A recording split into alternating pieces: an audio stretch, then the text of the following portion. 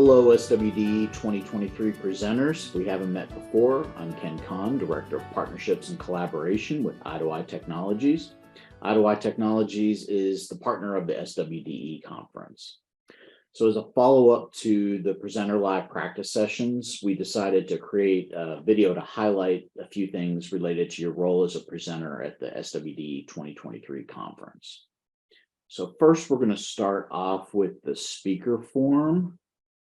So you can see at the top of the form, you have your name. You can actually edit this to be something different. Like if you maybe had a shortened, like instead of Jennifer, you have a Jen.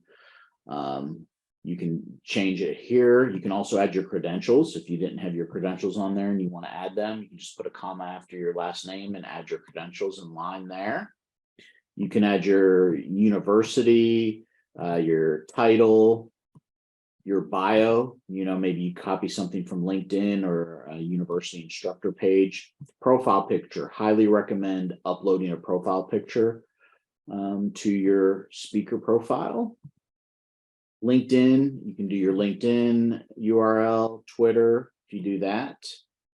Topics, if there's any topics related to your session that you want to add for people to comment on before or after, you can add those here. Articles, same thing. If there's some articles related to your topic or things that you've published that you can just share a URL to, you can add up to 3 different URLs. Social media. Now, this looks like a repeat, but they actually have a different way that they do the social media on the mobile app. So you have the Twitter and the LinkedIn again, but on the mobile app, you can also do Facebook and Instagram. Now, polls. Polls, there's actually 2 uses for polls, right? You got polls in the conference portal. Those are polls that you might do before your session or after, so it's more of an asynchronous thing. If you have polls that you want to actually do in your session, we're going to do those in Zoom. So you can email us at events@eye2eyetech.com and we'll get those added to Zoom for you. But if you did want to create a poll like for people to do before your session starts, or maybe it's something that comes up and you want to do it after, you can just click create poll and you see you can do, they have different answer types you can choose from. You type in your question there. You do have to attach it to your session. There are some presenters that have multiple presentations. They might be a co-presenter on one, primary on another one. You just choose the session you want to add the poll to. You can prompt or not prompt. If you're going to add a poll, you probably want to prompt the person to take it, but you can choose not to. In the open time, I would just have it open now so it's there, because again, it's something you'd want to do before your session, but you can also schedule it. But if you decide you don't want to do it after you click in there, you just cancel. Now, if you did add a poll, it shows up down here, and you can end it, you can stop it, delete it. You can see what it looks like if you click the little down arrow next to actions. So at the bottom, they just ask you a quick question if you want to be added to the Whova speaker list. If you don't, just put no, and then you hit save and it submits your form. You'll likely get an automated email from Whova just letting you know that your profile, your information's been received, and they'll have the link in there. You can always go back and change things, as many times as you want to. But this is a cool area where you could promote your session if you wanted to. It has this graphic that generates that you're presenting. And so if you just click on your social media and you're already logged in, it'll actually pop up and you can just type in a message and publish it right to your social media. So that's kind of a cool little feature. So now let's look on the conference portal side. So this information you added will show you how it reflects in the conference portal. And I also want to show you how to access the conference portal in case you're wondering about that. Now, you have to go, first thing you have to do is you have to go to the conference website. And if you can't remember what the conference website is, just Google SWDE conference. And it's like the first thing that comes up. So you don't even have to remember the web page. Now, when you get to the web page, what you're going to want to do is enter the conference portal. So you just click this right here, and it opens up to where you log into the conference portal. Now, after you've logged in one time, you'll actually go right into it. You don't have to keep logging in every time. This is just the first time that you log into it. If you've never been to the conference before in the last 2 years, you're going to have to sign up, because you're going to be like, well, I don't have what's my password? You got to sign up to create one. So you click that, you type in, your first name, your last name, email. It's going to check the system to make sure you're a registered email. Then this is where you create your password. If you were at the conference last year, we're using the same conference portal, you might not remember what your password is, because maybe you haven't done it since 2022, right? So you can click forgot your password, you put in your email, and it'll send you a message so you can redo your password. Okay. But I know what my email is, and I know what my password is. So I will type that in. Now this pops up because this test account he's been in there since the beginning. Notice it says he's number one. He's not number one anymore, right? Because he's not the only one in here. But if something like that pops up, I just exit out of that. I do want to highlight right here, the 2023 conference FAQ. If there's a question that you have about something, this is a great place to take a look to see if the answer is here. We collect all the questions and answers that people have asked, and we add them to this FAQ. So it's a living, breathing document. If things come up that haven't been answered before, we add them here. And so you see there's a little outline here on the right. You can search it. You can scroll through it. This has a lot of information that you might be interested in. A lot of cool different things in there, virtual backgrounds and whatnot.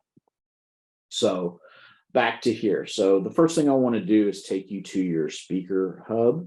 So at the very bottom, it says My Stuff. If you click there and then click on the speaker hub, this takes you to the area of your actual session.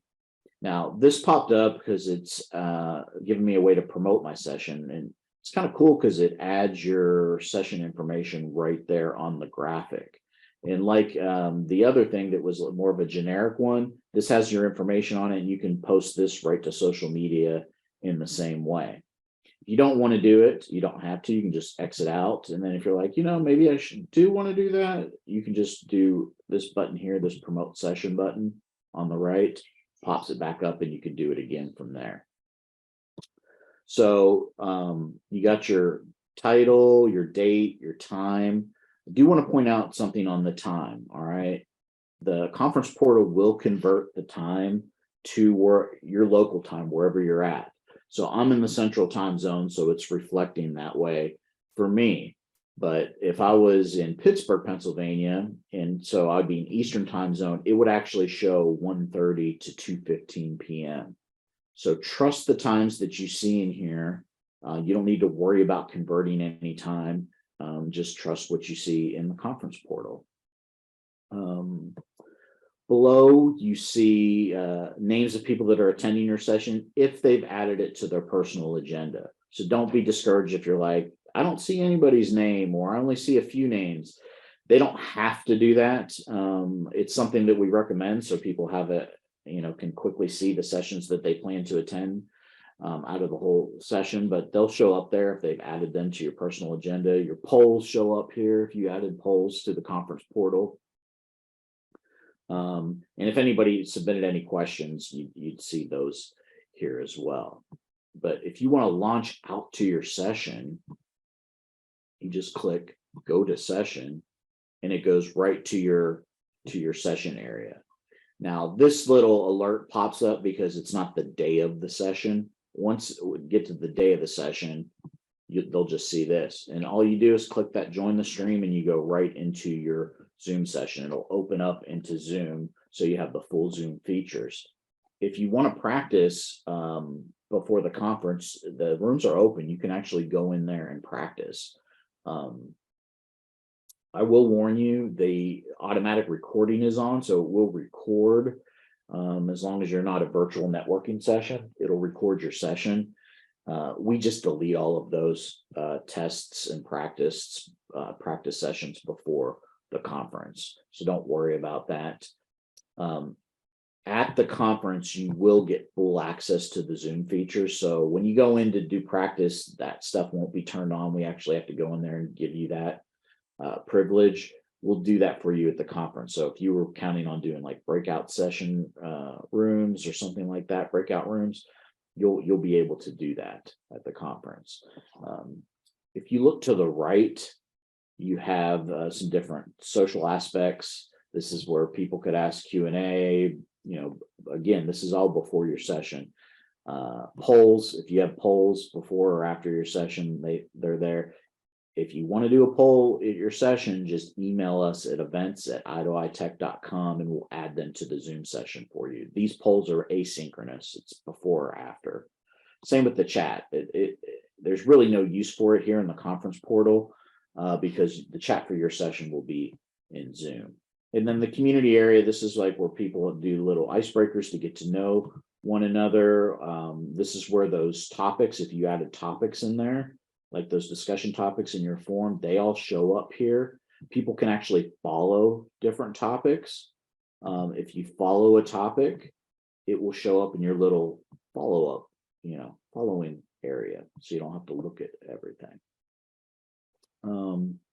One other thing that I wanted to point out here too, and this is why I had suggested that you add a profile pic. It just adds some polish to your speaker profile. You can see Nafeez, he was actually a keynote speaker last year. We've got a picture, he has his bio in there. If you want to add the information, you haven't done it. All right, all you got to do is up here in the top right corner, you click that name and you click my profile and you can edit right from here too. So if you wanted to change your picture or add a picture, you can do it right from here. If it's something you haven't added, like you didn't add any interests, you can click that, start typing them in, and just click submit whenever you get the things in there that you want. I think that covers everything I wanted to cover here. So just a couple more things in closing, okay? If you have handouts that you want to share with people, email us at events@i2itech.com and attach the handouts that you want your attendees to have access to. We've set up a Google Drive folder. That's where we're going to organize all of the handouts for the sessions so everybody can have access to them easily. So if you have a handout, you don't have any other way to share it, email us at events@i2itech.com and we'll get it added to the folder for people to have access to. And last thing is that email. Just remember that email. If there's something that you remember seeing or something you've heard or you're not sure about something, just email us at events@i2itech.com and we will help you out. So I think that covers everything that we wanted to highlight for you. So yeah, if anything else comes up in the meantime, feel free to contact us, and we look forward to seeing you at the conference.